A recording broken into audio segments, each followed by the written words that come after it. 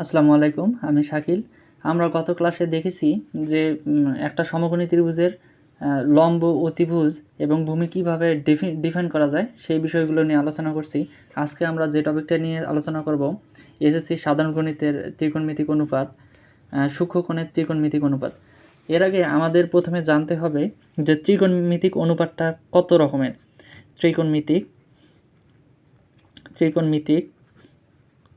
অনুপাত ত্রিকোণমিতিক অনুপাত ছয় রকমের আছে। 6টি ত্রিকোণমিতিক অনুপাত আছে। এদের মধ্যে একটা আছে সাইন, কজ, সেক, কোসেক, একটা আছে ট্যান, কট। তাহলে সাইন, কজ, সেক, কোসেক, ট্যান, কট, এই 6টা আছে ত্রিকোণমিতিক অনুপাত। এই ত্রিকোণমিতিক অনুপাতগুলো সূক্ষ্ম কোণের ক্ষেত্রে কী রকম হতে পারে সেই বিষয়টা নিয়ে আমরা আলোচনা করব। ধরি এটা একটা সমকোণী ত্রিভুজ, যেটা থিটা হচ্ছে এইটা, ডিফাইন করে দেই, এটা এ, এটা বি, এটা সি। তাহলে এই বাহু দুটা পরস্পরের লম্ব। এখন আমরা এই গত ক্লাসে দেখেছি যে থিটা কোণের সব থেকে বিপরীত বাহু যেটা, বিপরীতে যে বাহুটা থাকবে সেটা হবে লম্ব। এবং এই থিটা কোণ সংলগ্ন যে দুইটা বাহু থাকবে, এই দুটো বাহুর ছোট বাহুটি হবে ভূমি। এই দুটো বাহুর মধ্যে ছোট বাহুটা এটা হবে ভূমি। এবং এই দুইটি বাহুর মধ্যে বড় বাহুটি হবে অতিভুজ।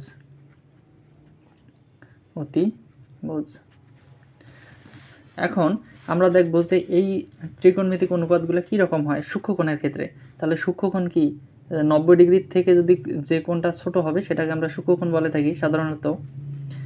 এখন আমরা এই সাইনকে আমরা সূক্ষ্মকোণের ক্ষেত্রে লিখব সাইন থিটা ইকুয়াল টু লিখতে পারি আমরা লম্ব বাই অতিভুজ। তাহলে এখানে লম্ব হবে এইটা,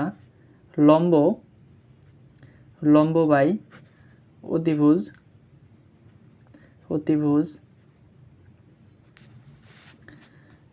কোসেক থিটা ইকুয়াল টু লিখতে পারি অতিভুজ বাই লম্ব। মানে একটা আর একটার বিপরীত। তার মানে সাইন ইকুয়াল টু লম্ব বাই অতিভুজ, আর কোসেক ইকুয়াল টু অতিভুজ বাই লম্ব। এবার আসি কজ থিটা ইকুয়াল টু লম্ব বাই ভূমি।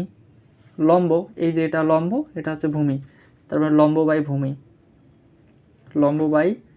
ভূমি। সেক থিটা ইকুয়াল টু, এটার বিপরীত হবে, তাহলে এটা লম্ব বাই ভূমি বাই অতিভুজ হবে। এটা ভূমি বাই অতিভুজ।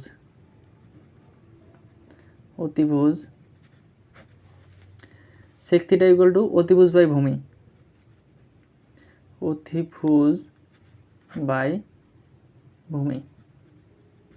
এবার বাকি থাকলো দুইটা ত্রিকোণমিতিক অনুপাত, সেটা হচ্ছে ট্যান থিটাকে আমরা লিখতে পারি লম্ব বাই ভূমি, এবং কট থিটাকে লেখা যায় কট থিটা ইকুয়াল টু ভূমি বাই লম্ব।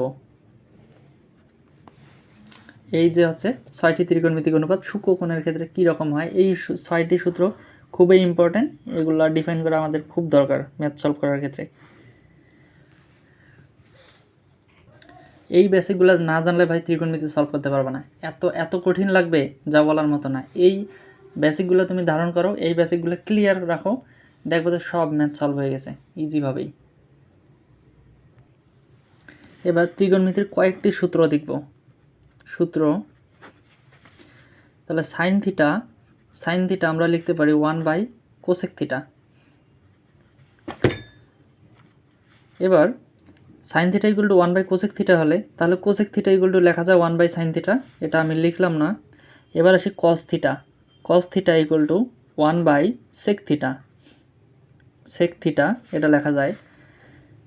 Tan theta equal to 1 by cot theta. আবার এই ট্যান এবং কটকে যদি ভাঙাই আমরা, তাহলে ট্যানকে ভাঙালে পাবো sine theta by cos theta. এবার যদি কট থিটাকে ভাঙালে পাবো cos theta by sine theta.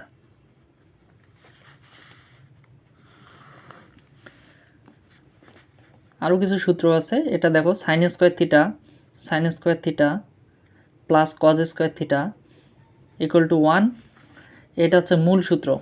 এখন দেখো আমরা যদি এই সাইন স্কোয়ার থিটাকে এই পাশে রাখি এবং কজ স্কোয়ার থিটাকে যদি বিপরীত পাশে রাখি, তাহলে দেখো আরও দুইটা সূত্র হয়ে যাবে।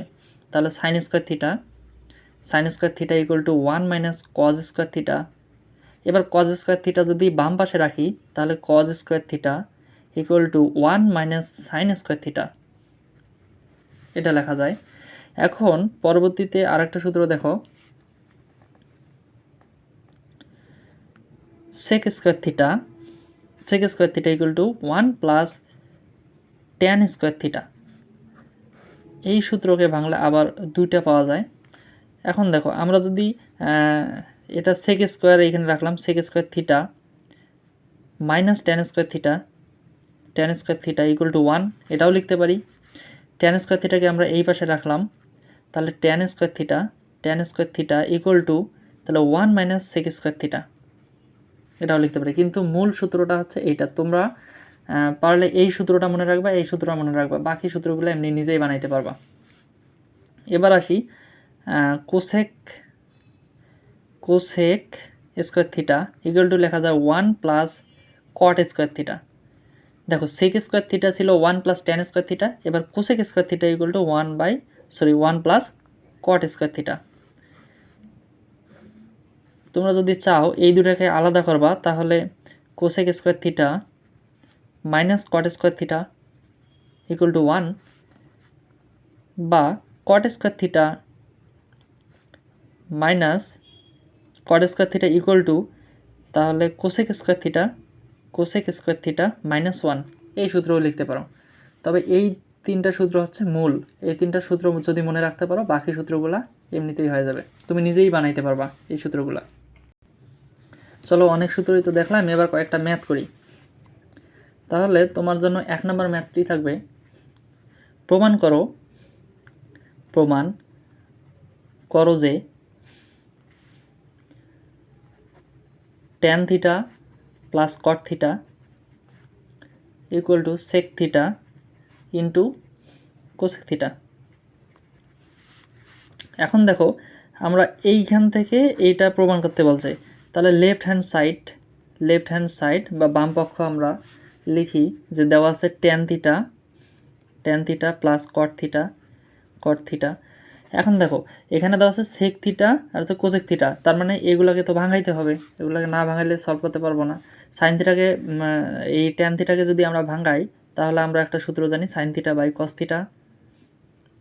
থিটা প্লাস কট থিটাকে আমরা কি লিখতে পারি, এই যে দেখো কট থিটাকে আমরা লিখতে পারি cos theta by sine theta, তাহলে cos theta by sine theta.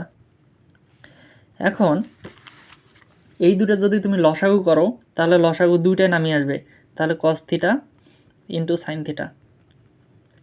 তাহলে এখন দেখো কস থিটা গেলে শুধু সাইন থিটা থাকে, সাইন থিটা দিয়ে সাইন থিটাকে যদি গুণ করি, তাহলে হবে sign square theta plus cos sine theta যাবে, এবং কস দিয়ে যদি কসকে গুণ করি, কস স্কোয়ার থিটা। দেখো তো ভাই, এইখানে একটা সূত্রে পড়ে নাই, এই সূত্রটা দেখো। আমরা একটু আগে দেখলাম যে sign square theta plus cos square theta equal to 1, তাহলে এখানে দেওয়া আছে sign square theta plus cos square theta, এটা একটা সূত্রে পড়ে গেছে। তাহলে এটা আমরা লিখতে পারি ডিরেক্ট হচ্ছে 1 by cos theta into sine theta. ঠিক আছে, এখন দেখো এখানে সেক থিটা এবং কোসেক থিটাতে রূপান্তর করতে বলছে।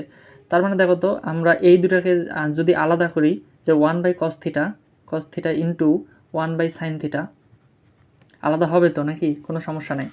এখন এই যে 1 বাই কস থিটা এবং 1 বাই সাইন থিটা, আমরা একটু আগেই দেখলাম যে এই যে 1 বাই, যদি এই সাইনটাকে যদি এই পাশে নিয়ে যায়, 1 by sine theta equal to হবে কোসেক থিটা এবং 1 বাই কস থিটা হবে সেক থিটা। তাহলে আমরা এখানে লিখতে পারি কি, যে এটা হবে sec theta into cosec theta, এটা হবে অ্যান্সার, এটা হবে প্রুফ। আমরা প্রমাণিত করলাম যে tan theta plus cot theta equal to sec theta into হচ্ছে কোসেক থিটা। এই ম্যাথগুলো খুব ইজি। যদি এই ভিডিওটা স্কিপ না করে পুরোপুরি দেখো তাহলে সব ক্লিয়ার হয়ে যাবে, সব বেসিক। আজকে এই পর্যন্ত, আমরা আগামী ক্লাসে শুধু ম্যাথ নিয়ে কথা বলবো, এই ম্যাথ নিয়ে আলোচনা করব। ওকে, সবাই ভালো থাকবেন, আল্লাহ হাফেজ।